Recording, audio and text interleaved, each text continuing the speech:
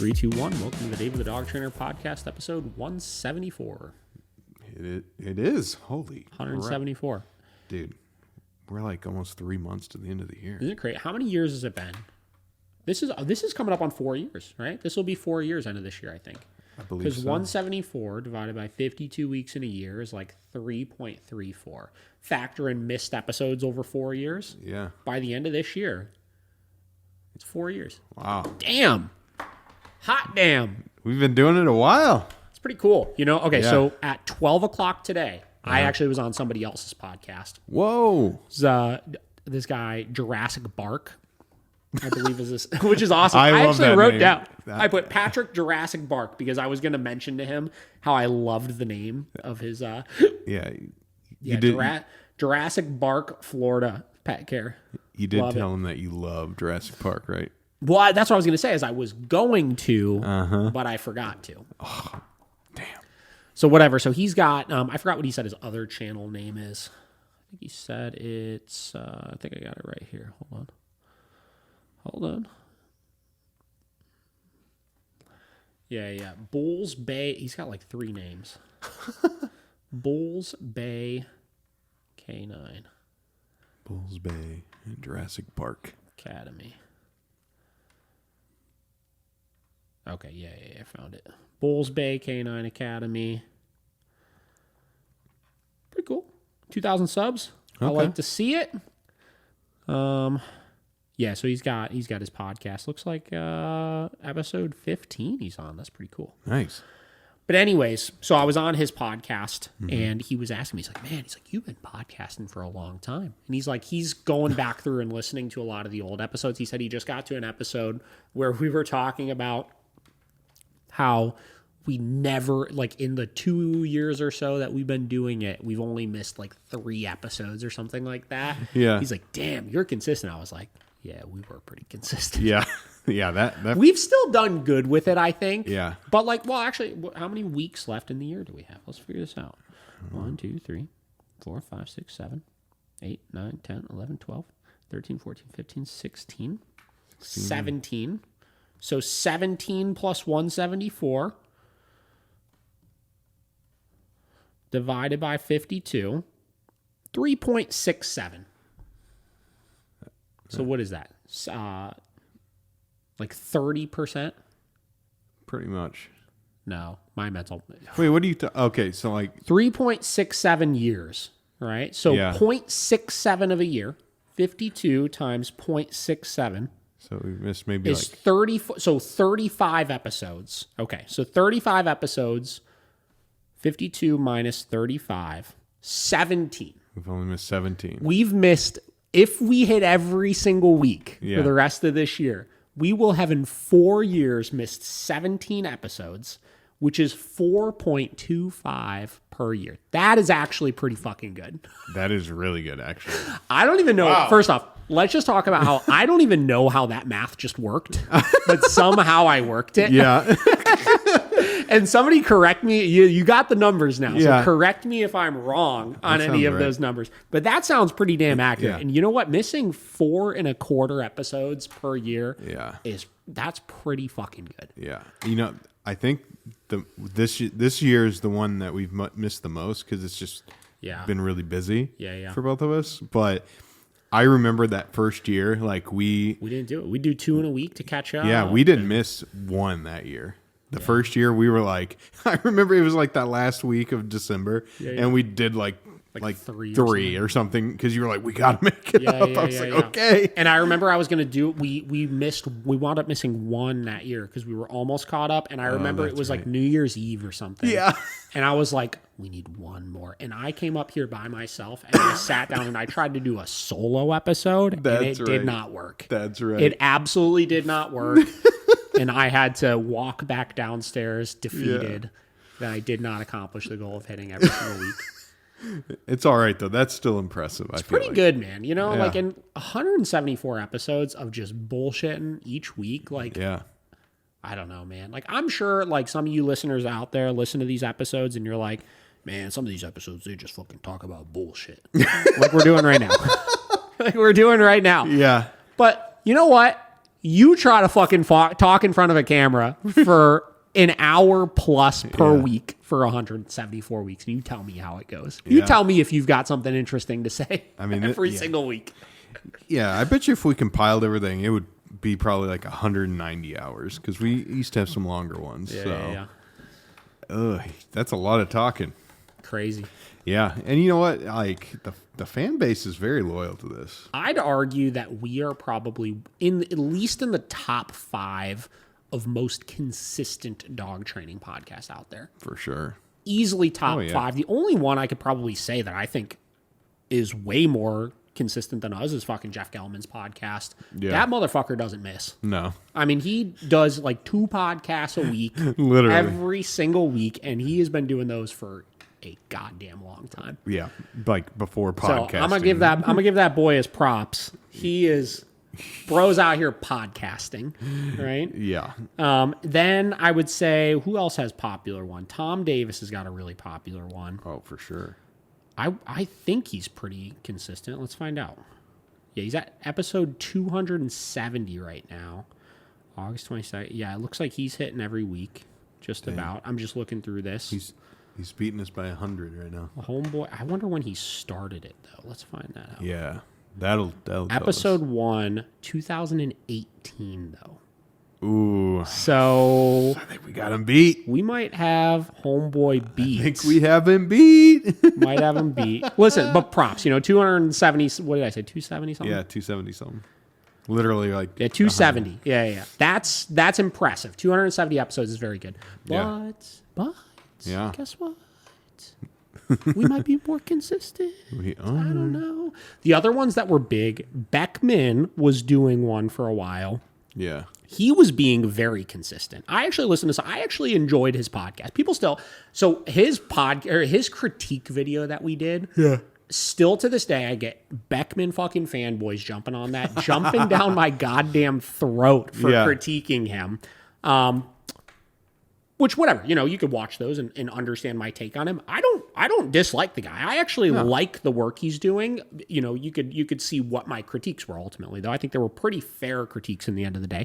But he was doing a podcast that I was actually listening to semi-regularly that I liked his podcast. I thought he did a very good job with it. I think his co-host that he has, I think his name is Eric, is a really good co-host. He's kind of like the you-me situation where you're kind of the dog trainer, but not dog trainer guy. I'm the dog trainer. Okay. He provides very interesting spins onto it. I liked his podcast a lot. But I just looked the other day because I was like, man, I feel like I haven't seen him post much lately because he was on it. I mean, I'm just looking here now. He was in the 65 range or so, 65 range. Bro hasn't posted a new podcast since July 26th. Ooh. It ain't easy being consistent, guys. That's all I'm going to say. No, but I think that our consistency has brought like a really good core base of people. And dude, I forgot to tell you, did you see Alicia? She opened that Northeast Ohio. Have you been to it? Yeah, Did you go to the grand opening? Yeah, we went to the grand opening. I walked by it like 3 days before they opened because I have a client that lives a couple houses down the street. Mm-hmm. And I walked by and I saw her and I was like, hey. But I haven't been in yet. Dude, I went in there and we were sitting there talking to her for a little bit. And this lady was like, are you Josh? I'm like, yeah. She's like, oh, I knew that voice. I was like, what? Yeah. She's like, you're on there with David's podcast, don't you? I was like, that podcast thing. I was like, yeah. So and then Devin had to heckle me the rest of the day. He's like, oh, you're a celebrity, huh? Bro. Anytime I don't want to make it sound like it happens all the time to me. But anytime it does happen where somebody comes up and goes, oh, you're David, right? Like Kate will not let it down for like a week after that. She's like, oh, you're David. Yeah. Oh, you're David. Like, oh, can I get a picture? Yeah. Wow. Yeah. So I forgot to tell you about that, but I was like, hell yeah. Oh, wow. And did you chit chat a little bit? Oh, what's your favorite episode? What do you like about it? What do you want to hear more of? Yeah, I didn't get into it. She kind of just passed by, like, as we were still talking to Alicia, but I should have been like, hey, what's your favorite episode? Yeah. But it was still cool. I was like, wow, somebody knows me. You know what's funny now is I'll be out in public. Because again, the bulk of the dogs that come through, I don't train myself anymore, right? So I'll go out and about. And I remember the last time it happened, I was at a Guardians game maybe a month and a half ago, and I'm walking around and I just got the fucking thing of nachos. Right? You know, they serve it in the helmet, and it's like this big and it's huge, and I've been looking forward to it all day, and I got this fucking thing of nachos, and I'm just walking, and I'm by myself. I'm going back to my seat. Kate's there with some friends, and I got stopped. I had to walk all the way around the goddamn stadium because the one place that sells the nachos is like forever away. Whatever. Yeah. Whole way back, I'm sitting there just like stuffing my face with nachos going by. 3 people stopped me on the way back to the seat. They're like, David. I was like, yeah. They're like, you guys trained my dog. You did such a great job. Whatever, you know, but it was so cool. But I'm sitting there, cheese all over my fucking face because I'm eating the goddamn nachos like a fucking savage. Yeah. You know? Like, thanks. Yeah, thanks, cheese all over your face. That's crazy, though. Like, imagine being a celebrity that, like, in that moment, I was for a split second, I was like, I'm a little embarrassed that I feel like I look like a goddamn slob right now, like walking by these people. And then imagine being a celebrity that just everybody recognizes you, and you have to be so, like, self-conscious of that at all times. Man. Yeah, no, I couldn't imagine.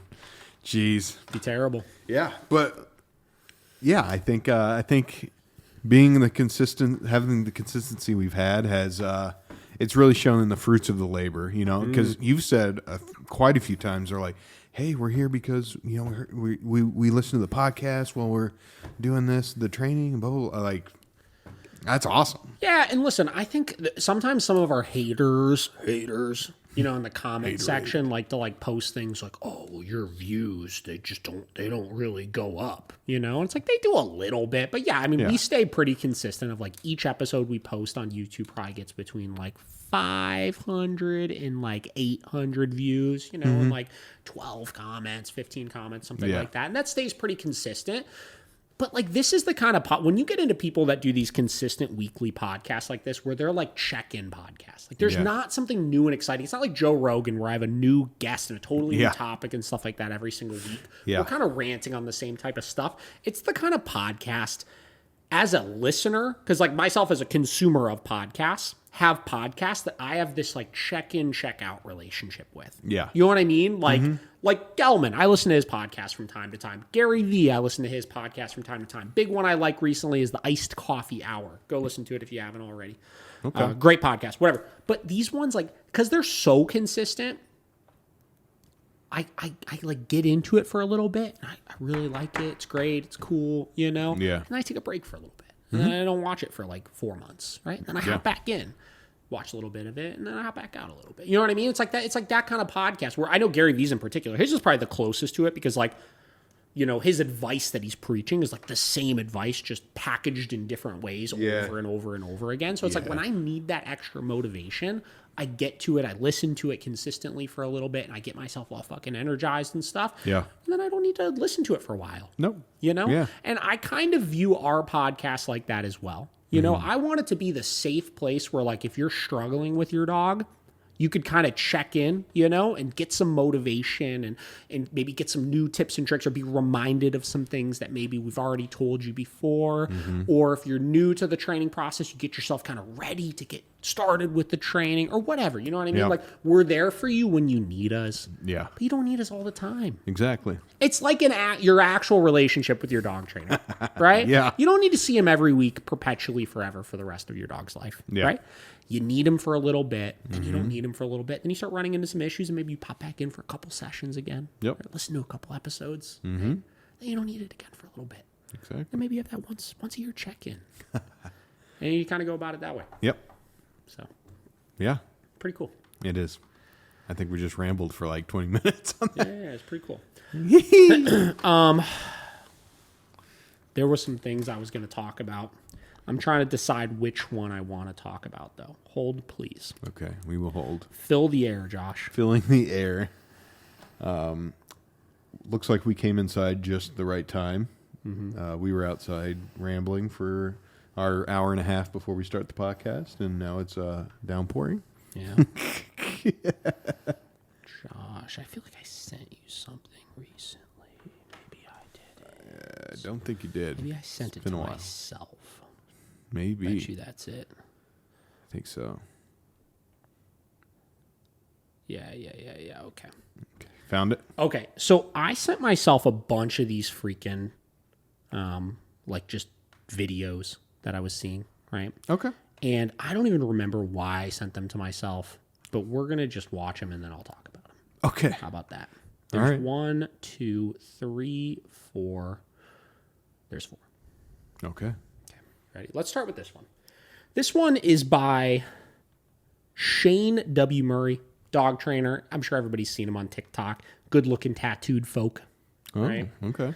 Sean Murray gave us some fucking flack one time on TikTok. He's a big TikTok guy. He like stitched one of our videos. Like, oh, yeah, well, now that you know what not to do, do it this way. And ironically, it was remember the nail trim video with that Malinois from forever ago from Kentucky? This is funny. You guys are going to see this dog again soon. You want to know why? Because I showed up at the facility the other day and I walk in and I look in one of the crates and I'm like, I think I know this dog. It's that fucking dog. Really? He's just boarding for like a week while they're out of town. Wow. Drove her up from Kentucky. Yeah. That's pretty sweet. You know? That is crazy. But drove her up, while she's out of town just because she trusted us to watch the dog. But anyways, I'll be making some videos to show some updated progress of that because everybody likes to look at videos. Like we had this one of this dog. She was a total absolute spaz with nails, really aggressive with it and stuff. Yeah. We got past it. It worked really well. But everybody likes to say, that'll never hold up in the long run. It's going to create problems, this, that. It held up in the long run. She's a great dog.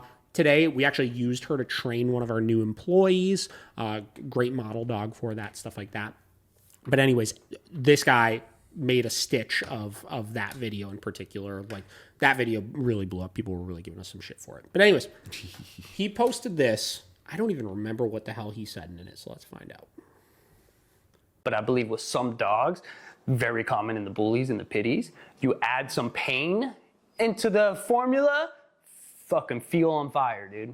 And they get worse and they go crazy, right? And so that's where prong collars and e-collars could get you into some trouble if you don't know what kind of dog you're dealing with, right? So those types of dogs, I'm using a slip lead or a dominant dog collar, right? Something that's going to be high and tight that I could use to maneuver them that's not going to cause pain.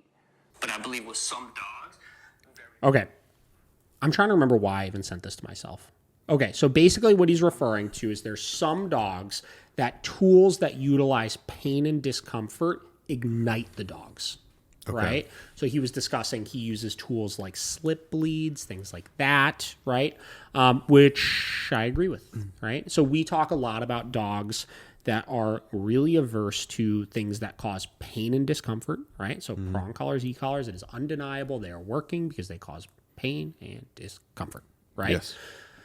Versus dogs that are really sensitive to being startled or scared by things, right? So it's more of a psychological aversion than it is like a pain and discomfort aversion, right? Those things would be tools like bonkers, tools like pet correctors, loud noises, squirt bottles can kind of fall into this category, stuff like that, which I agree with. Some dogs are more motivated by those types of things, right?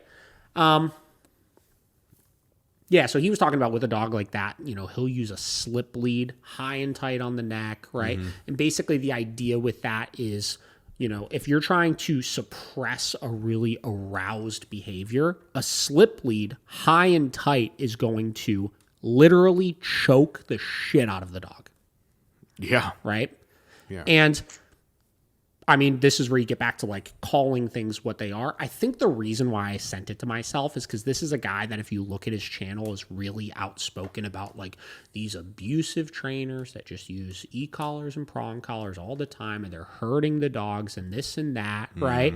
And, he's not saying it in this video, but then he just like flat out goes out and says, I want a tool that is just going to choke the shit out of the dog into compliance, right? Right. Because obviously...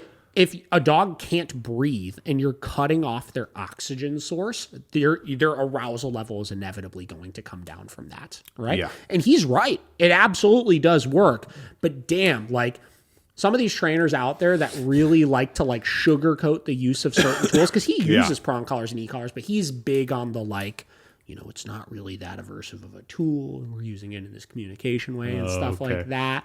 We get back to like the terminology of the things that we're using in a big part of the dog training world, right? I was talking about with this Patrick guy on his podcast, and we were talking about the same thing we talked about on the last podcast episode, which was when I went out to Connecticut and worked with all these dogs and got all these like great results in like really short periods of time. And a lot of it was because we were teaching people how to punish their dogs effectively. And we were discussing this concept of why is it that there are so few trainers out there that can help owners overcome these issues? And a lot of it is coming from this social media push of trainers talking about sugarcoating the tools because they get public backlash for it, which we're no stranger to. We've caught plenty of it, right? For sure. But in the end of the day, whether you're using a prong collar and e-collar, which, used at high levels can be very aversive to dogs, right? Or you're using something that really startles the shit out of a dog, or you're using something that's literally choking the dog into compliance, right? Yeah. It's kind of all the same shit still. Literally. It's kind of all the same shit still. Yeah. So I think that's why I sent that one to myself. I'm kind of reminding myself of these things as we go. Yeah. It's definitely that. It's the sugar coating thing. Like you're literally, just because I'm saying it's a slip collar and I wouldn't use this. Like you're literally. Yeah. And even the title of this, it just says pain compliance with dogs. Right? Like almost alluding to like, we don't want dogs to listen to us because they're being compliant because of pain. You know what I mean? Yep. Where, like, I don't know what you call it, not being able to breathe. Yeah. Like probably not something that's that much better than pain compliance. I couldn't imagine to be. You know what I mean? Yeah. So, and listen, like I said, I don't really disagree with anything he's saying in this video. There are absolutely dogs that they get ignited by that. It is not a motivating enough punisher for them. You know, they could fight through it, especially dogs in drive. There are a lot of dogs in drive that their pain threshold just goes through the damn roof. That's why you'll see these dogs that get in fights with each other. They will fight and they don't even realize they're injured until well after the fact, like the next day when they're all fucking sore from it. Because in the heat of the moment, they, they're getting torn up by another dog or tearing up another dog. And they just, it doesn't process. No. You got dogs like you literally like if they're fighting another dog, you could hit them over the head with a 2x4 and they're not going to care. Nope. So. Okay, moving on here. Okay. Next one, ironically, from our buddy Tom Davis. This is a funny old one here. Oh, hello. Hi. Get down, buddy. Hey. Good. Babe, what is this? Oh, we're just trying something new here. What the is this? So this here is just Don't touch my dog. All right. It's just a remote collar. Like we talked about this. Babe, I thought we agreed on this. We're not shocking our dog. No, I know. But we talked about it, and it might be a good option for us to try this kind of different thing. You tell me we brought Delta all the way here, and our best option's a shock collar. Let's just listen to what he has to say. Yeah, I'm here for training. we're gonna work on it. And I know you're upset. It's not a shock collar though. I know you think it is. Carol and I talked about this. It's completely different from a shock collar. We're using a remote collar. And I know it's confusing. I get it. But at the same time, like, give me an opportunity to explain to you what it is, and then if you don't feel comfortable, we won't use it. You're okay with this? Well, Jesus. Okay, so I heard through the grapevine that this was like a sketch, right? It's not real, you know? Because first off, if it was real, you get the fuck out of my facility, bro. You know? Like, see ya. But I think it was like a sketch to try to like talk about people that don't like e-collars and why it's so much better. But this goes hand in hand with literally the same thing I was just talking about, which is why are there so few trainers that cannot convey messages of how to use punishment effectively? It's because of stuff like this, right? So my biggest issue with this was not like the sketch of like the guy being like, don't touch my dog, what's on my dog, blah, blah, blah, right? Because clearly if this were real, this woman approved to it. It's not my job to go ask you if you're okay with this. So you take this up with your fucking wife, right? Like, not with me. But he gets into it's not a shock collar. It's an e-collar.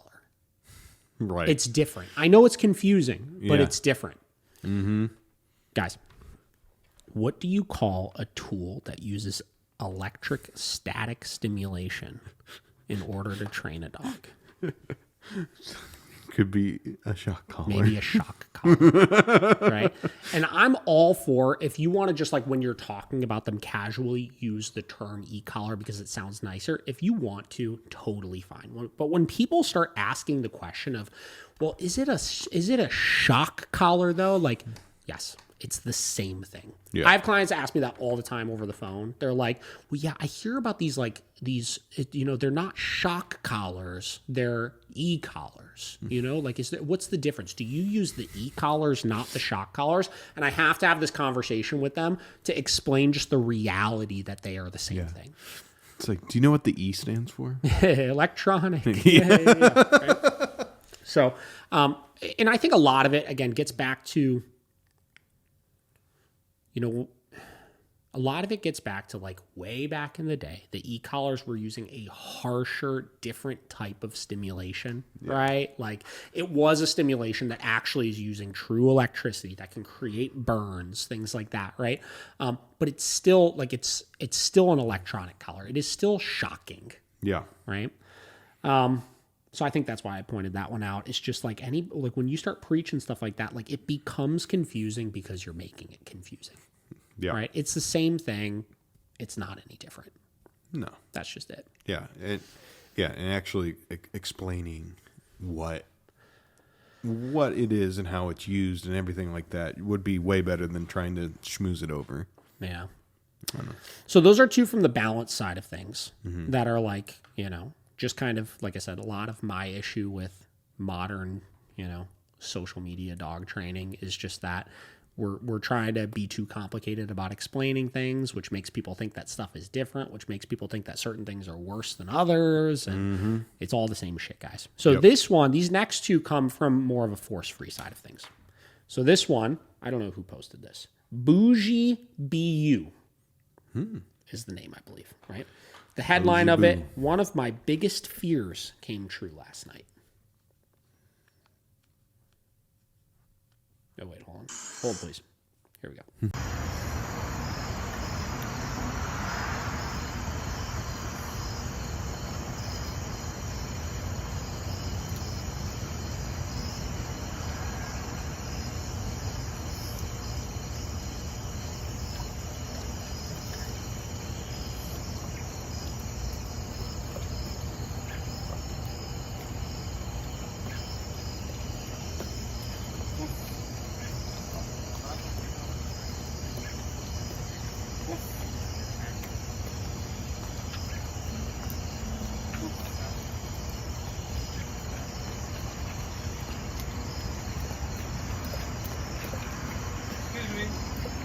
She's not friendly. I have a question. No, don't come close. She's not friendly. Okay, so obviously there's a lot of text over that. I'll read the text as we go here. So she's sitting here on her porch, right? And she's got her dog on a long line. She's doing some reward training. She called it popcorn training, which is basically this idea that it's like watching a movie, right? You sit there and you're eating popcorn while watching the movie to keep the dog distracted from what it is they're seeing, right? So on the long line, sitting on a porch here, she says, while popcorn training with Bijou on our front porch, two men were walking, tried to approach us.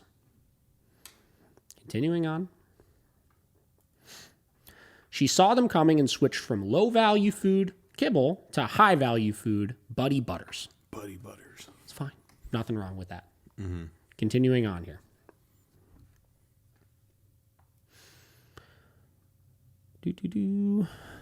She does not like to be approached from strangers, especially from behind, and does have a bite history. Okay. Nobody's really approaching her from behind. You're sitting on a stoop, staring out towards the world right now. Then she says,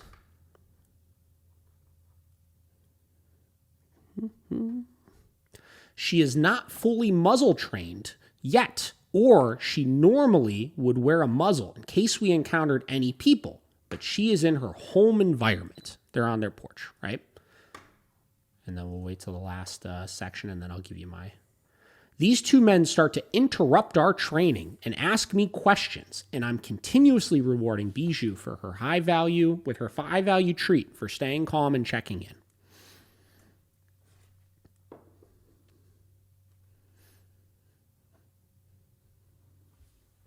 This is where I have to step in and advocate for space for my dog. They are less than 10 feet from us, which is over her threshold.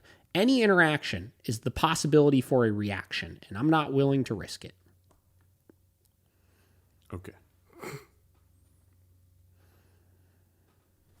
We both manage to stay calm and make it through the interaction. So that's it. Okay. Here's why I sent this one to myself. This highlights some more really serious problems in the dog world, right? I understand advocating for your dog. I understand if somebody's doing something really intrusive to your dog that would warrant some sort of reaction from them. We want to make sure those things don't happen. People bombarding your dog, rushing all the way over to them, coming out of nowhere and trying to pet them, letting dogs pull up over to them, stuff like that. From this video, none of those things were happening. And here's the issue, right?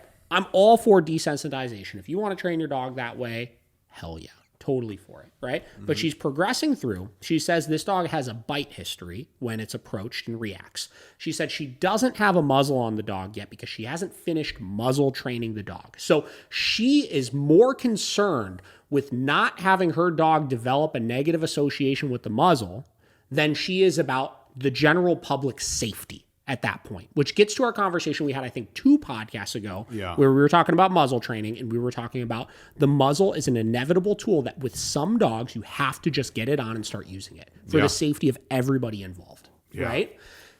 Because she doesn't have a muzzle on this dog, and the people aren't doing anything that intrusive. You could hear them in the background saying, excuse me, but she's saying they were like closer than 10 feet to her. I could see 10 feet around her in that video. They were further than that. And they were just literally, all you hear them say is, excuse me, right? They were about to ask her a question, and her default response is just, she's not friendly. Yeah. Straight up.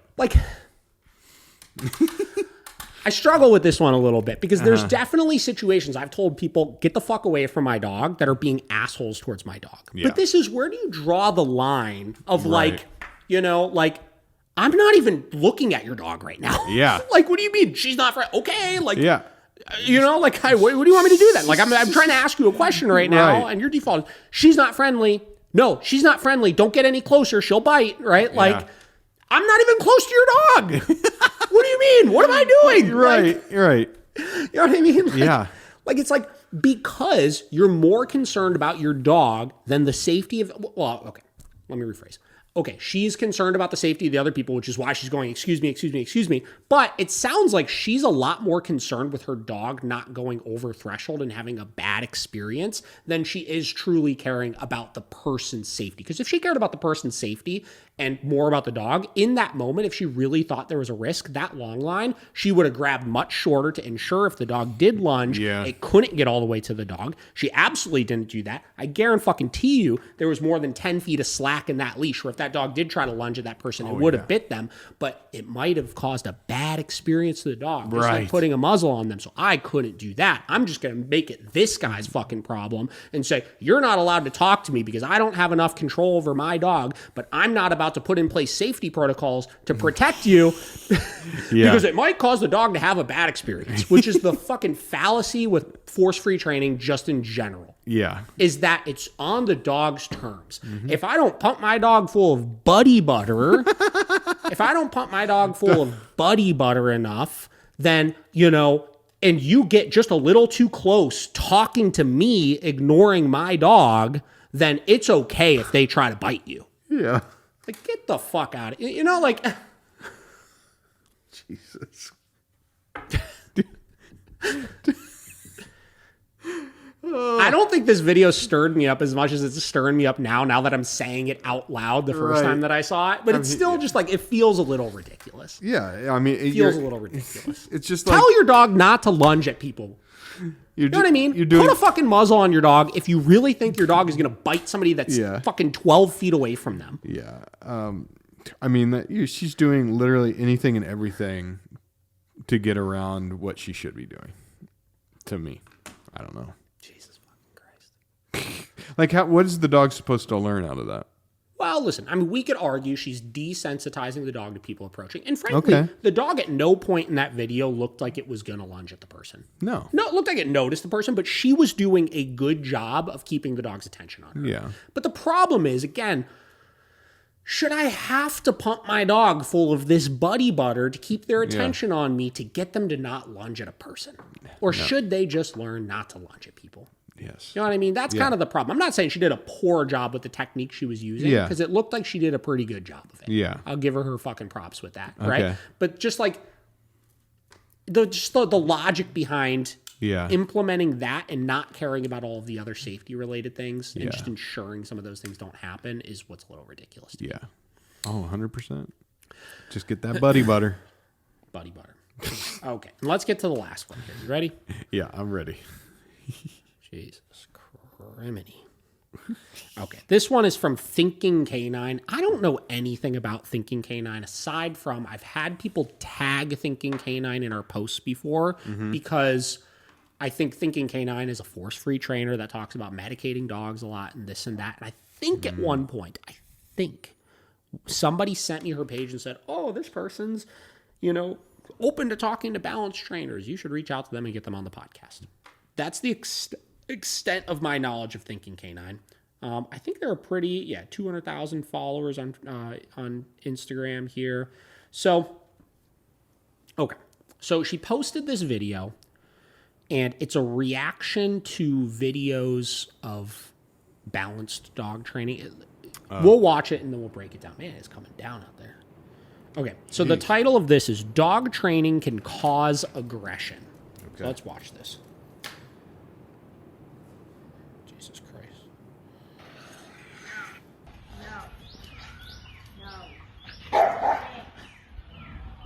Off! No, don't bite me. Get off. No. Stop. Hey! Zena! No. Stop! Oh my God.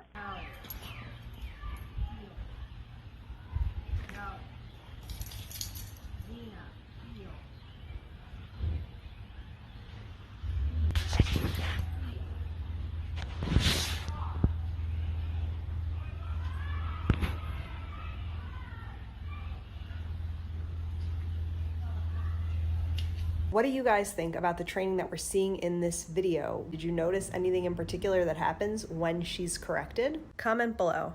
And next, we're going to go over what her treatment plan is and how she's doing. Okay.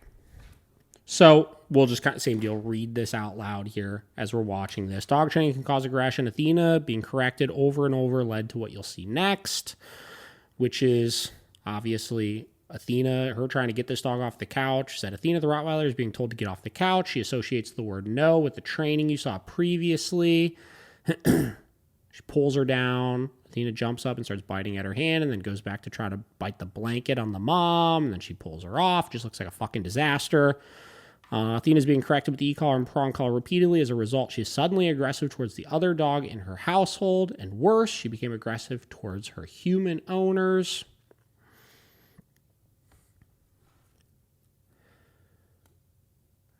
Associating people and other dogs with pain during their training leads to aggression.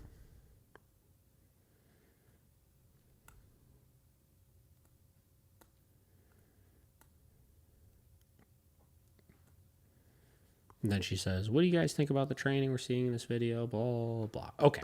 So the reason why I sent this one to myself is because, first and foremost, I don't know anything about this dog, obviously. I just see these videos she posted highlighting, obviously, the dog being corrected on the walk for being reactive towards another dog, her trying to correct the dog, get the dog to get off of the couch, the dog turning and biting her, this and that. And what Thinking Canine is saying is that the training caused those problems, right? I don't believe it. I don't believe it in the slightest. I've worked with so many Rottweilers, and I will tell you, they are a fucking headstrong asshole breed. Yeah. That is it. You know what I mean? Like, and like, I know people like give you shit like, oh, you shouldn't call the dogs assholes. You know, that mentality is what they are, a very, very dominant breed. Yeah. They do not handle being told what not to do well, right? And I would bet you that this dog signed up for training initially because it had all these problems to begin with. The dog was probably highly reactive, which is something we commonly see with Rottweilers prior to ever doing training. Yeah. These dogs get very defensive and territorial over conflicting situations, which we see over and over again prior to ever doing training with them. And what happens is if you're ineffectively training the dog, yes, she is correcting this dog repeatedly over and over and over again, right? Yeah. Well, then we're not doing anything aside from teach the dog that if you fight the punishment, you win. Right? The punishment you're applying is not effective enough. It doesn't mean punishment at its core doesn't work, because punishment by definition reduces behavior, right? Yeah. So if we're finding that we're correcting over and over again, and the behavior is not being reduced, as a trainer, as an owner, whatever, we should take a step back and say, why isn't the punishment we're applying effective right now? And the more you teach the dog to blow off punishment, the more problems you create in the long run. Yeah. Right? Same deal with, she equated the correcting on the walk to the acting aggressively in the house towards the woman. And she said that she associated the word no with pain, which is why she acted aggressive. That is not at all what happened. You could tell she tried to get the dog to get down from the couch like 3 times, told the dog no, the dog didn't do anything. So instead she went to go grab the dog to pull the dog off the couch, which I don't give a shit what kind of training you do. You do that to a dog that you haven't adequately trained, that dog is going to turn around and give you some serious fucking attitude over it, right? Yeah, it's going to be pissed. Regardless of the training, right? Yeah. And that is exactly what happened. The dog turned around and said, fuck you, and tried to bite the woman over it, and then went right back to what it was doing, which was bite at the blanket and bite at the person laying there. And they didn't show what happened before she started telling the dog to get off, but I would bet she was telling the dog to get off of that person because it was doing that same thing prior. Yeah. So you can't sit there and say, look, all of this was caused by the training. The dog never had these behavioral issues prior to training, because why did they hire a trainer in the first place then? People don't just get prong collars and e-collars and work with trainers with dogs like this unless they had behavioral issues to begin with. Yeah. That just ain't how it works. No. Right? But instead she's using it to showcase, obviously, that apparently the dog is with her or something. Let's see if I can find real quick if there is some sort of like update. She said, treatment plan coming next. Yeah, like here we go. Okay, yeah, just watched. Let's see if I can find anything else. How does punishment cause a dog to become aggressive towards their owners or other dogs or people they like? I'm Gia, I'm a dog behavior expert, and I'm going to explain to you how. Dogs don't speak English, so when we punish them, it is impossible for us to tell them exactly why they're being punished. Not true, literally at all. No. That is what markers are for. Markers are able to identify an exact moment in time that you are trying to create an inhibition for. That is how that is literally how you tell them. Because by saying this, we could say there is absolutely no way we could tell our dog what they're getting rewarded for. Yeah. It's the same thing, which we know that that's fucking bullshit all the time. Punished. We can't have a conversation with them. And that goes true for rewards too. So, what do you mean it goes true with rewards too? Then why does positive reinforcement work? Right. Why do you see increases in behavior? Right. When we punish a dog or reward the dog, they need lots of repetition in order to make a lasting association between the punishment or the reward and what. That is also not 100% true. So lots of repetitions for rewards in order for them to learn what the reward is being given for. Punishment, because it is a much stronger and actually, let me clarify here. I almost don't want to finish my statement here because I need a little bit more. I need a little bit more information to fully say it. But punishment, dogs will learn how to avoid punishment faster because generally speaking, the punishers we're providing are more of a motivation to avoid than the rewards we're providing are a motivation to get. I'll finish that next podcast episode. Okay. They're doing. Now, with punishment, what can end up happening is the dog draws the wrong conclusion. So they don't know why they're being punished and they think it's because, hey, a dog just showed up. Hey, a person is here. And they form an association between pain and fear with that thing. That is only if you don't provide it consistently enough. I'm trying to figure out a way to clarify this, right? You could get a slight, we call it superstitious association with something. But at worst, If it truly is punishment we're using, meaning it's aversive enough to the dog to want to avoid, the dog would not act aggressively towards that thing. The dog would avoid it more intensely until they realize that the punishment is only coming when they try to bite the person, not just being in the presence of the person. If you're finding that the behavior is increasing, you're not actually using punishment. Yeah. It's not suppressing anything at that point. Does that make sense? Did I say that clear enough? Okay. It was getting a little convoluted. Let me try again here. Yeah. Punishment suppresses behavior. Yes. Right? So, if we're punishing and the dog is not clear what they're getting punished for, right? Let's say I want to punish a dog for, we'll just use a trash can as an example, right? I punish the dog for sticking their head in the trash can and grabbing something out of it. They are not going to try to get something more intensely from the trash can because they think that the trash can is what bit them. Okay. They're going to stay further away from the trash can as a whole. They're going to say, maybe it's being around the trash can that's getting me corrected. Same would apply for reactivity. If we punish reactivity and they associate that punishment with the other dog, they're not going to try to attack the dog more intensely. They're going to try to just stay away from the dog altogether, right? So if you use effective punishment and you do see a short-term superstitious association, that's where we'll see avoidance, right? The dog avoids the dog altogether, avoids the person altogether, right? They don't try to go towards it more quickly, right? And then as repetition goes along and they try to avoid the person, right? And they don't get punished. They try to avoid the person and don't get punished. That avoidance gets less and less and less. And this is also under the guise that your timing sucks with things, right? True.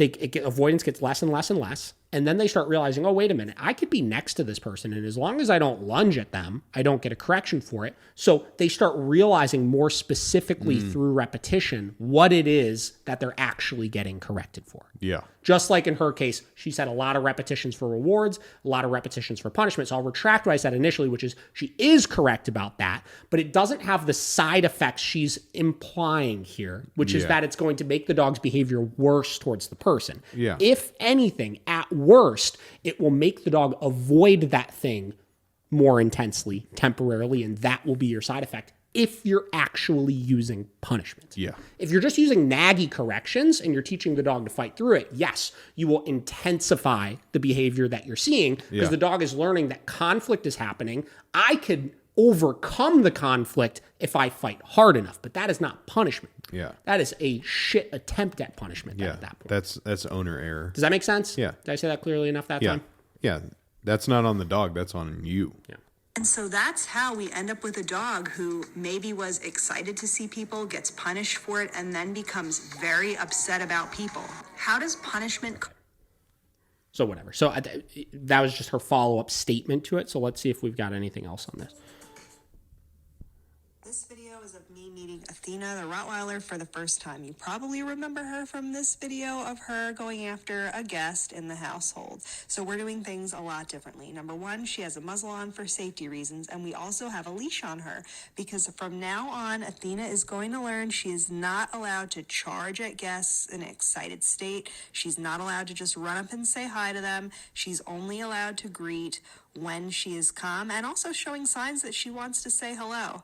So her owner has her on the leash and she's rewarding her anytime she looks at me. So this is the same thing as that popcorn training that the trainer was doing before. Wearing the sight of me, a stranger who's a bit threatening, with foods that Athena likes me a lot. We're also rewarding her for any good behaviors she does. So if she chooses to sit, if she chooses to look at her mom, if she chooses to lay down, she's going to get a high value food reward. And you'll notice we don't punish her for looking at me because that would make her not like me. It wouldn't make her not like you. Make her avoid. But we would never punish the dog for looking at you anyways. This is where you get into like, there's bad on both sides of the spectrum, right? We punish for true acts of poor behavior. Yeah. Right? Lunging at you, that would be a punishable offense. Yeah. Trying to actually bite you, that would be a punishable effect. Looking at you, this is where I've expressed many times my problem with correcting for loading and stuff, right? Yeah. And again, watching this video, No problem with what she's doing here. But if it never goes past this point, we're saying that as long as we pump this dog full of treats and as long as the dog has a positive association with the person, they won't bite them. But if they have a negative association with the person, it's an understandable response that they would try to bite them. Yeah. Which is what I don't like. No. There's Let's one. see if there's Bark at your dog to... I'm a dog. Pay attention. Teaching this pup. Okay. This dog. I'm Gia. I'm a dog. Let's talk. These older people, Teddy and The stigma. So I'm just curious if there's any more follow-ups on this. I'm going through every video right now. What kind of dog? If you Juicy. wide. Nope. Well, that's weird. How long ago was that? Let's see. We'll just go off of this last one that I watched, which is the newest one.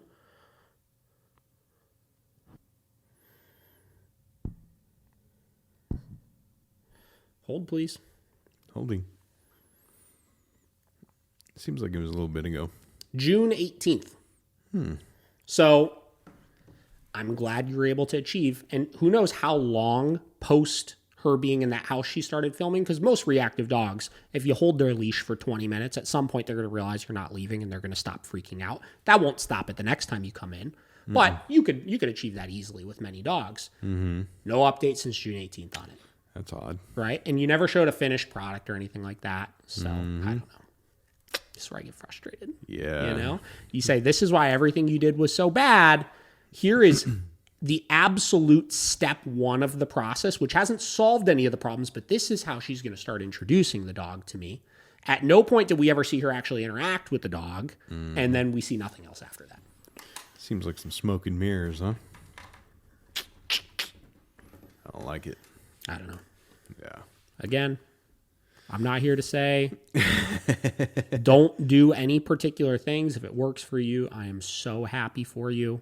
But I know in the end of the day, anytime you're trying to be like, oh, this is why everything this person is doing makes it so much worse, and then you don't follow it up with your way being very successful, especially when you're going to use a case study like that where you said that's a dog you worked with, right? And you made this big spiel about how this last trainer made it so bad. They created this aggression issue. And we're going to show you our plan of how we're going to make this dog better. You better be able to back it up and show why it's better. You better back it up. And on that note, let's end with a review. Ooh. Got another one from Connecticut. Just got this the other day. Actually, both owners of the dog left a review, so I'll read both of them because they pertain to the same dog. Okay. This was yesterday. They both left these yesterday. And this is a dog I worked with just a couple weeks ago that I said unbelievably reactive. Worked with a bunch of other trainers before. No progress. Spent thousands of dollars. I did one session, 1 hour session. Yep. And it's still working a week later, right? Let's go. So Katie said, I had such an amazing experience working with David at Miracle Canine Training. I had been feeling so overwhelmed and spent so much time and money on other trainers for there to be so little to no result. Even with just one session with David, I feel so much better and have already seen huge improvements with Gypsy, our Australian Mountain Doodle. I highly recommend. And then this is the other owner. Valerie said, this is the 5th trainer I have been to. He spent 1 hour with my super reactive dog and she is a new animal. Truly a miracle. I was about to drain my savings on more training or give her up to someone who could give her more of what she needed. Now I have an adventure buddy that I could take anywhere. Dang. And guess what that dog needed? To be told to stop fucking reacting. Yeah. And guess what it didn't do? Cause more aggression with the dog, Sure. like thinking K9 says that punishment does. Dude. That's all I got. Yeah. I don't know, man. It's just so frustrating. Like, especially with that. I mean, you couldn't even show, like, from June 18th, you couldn't even show us, like, an end product. That's so annoying to me. It just bugs me. That's going to bug me all day now. Well, it bugs me because, listen, I'm not here to say, every story has a happy ending. For sure. That's not what I'm saying at all. And there's plenty of situations where it's like, damn, like, I got this dog really good. Like, I know this dog got really good. I got the owner doing a really good job with the dog, but it kind of just fell apart, Yeah. Owner slipped a little bit, dog slipped a little bit. It didn't end the way we want. You know what I mean? But like, we could at least show the dog was doing it at one point. Yeah. Right? Your dog is capable of it. We showed you your dog's capable of it, but the routines you needed to implement, the expectations you needed to hold yourself to in order to keep that training was too much for you, and you realized it, and it didn't work out the way we wanted. Right? This didn't even show that. No. Right? This didn't even show we got there. Yeah. Right? We accomplished it. And then if 3 months later the dog was back to all its old antics, but you said, listen, I showed you, my method worked. Yeah. Right? And you slipped a little bit. And it's not to shame the owner or anything, but like, you slipped a little bit, and that's why you're back where you're at right now. I've got all the respect in the world for people like that. Yeah. Right? Because that happens. It happens to us. Right? But we at least showed that they were capable of it. Yeah. Yeah. That's the key. Yes. Yep. That the dog can do it. So that's all I got for you guys. Love it. Good pod episode. Yeah. We'll catch you guys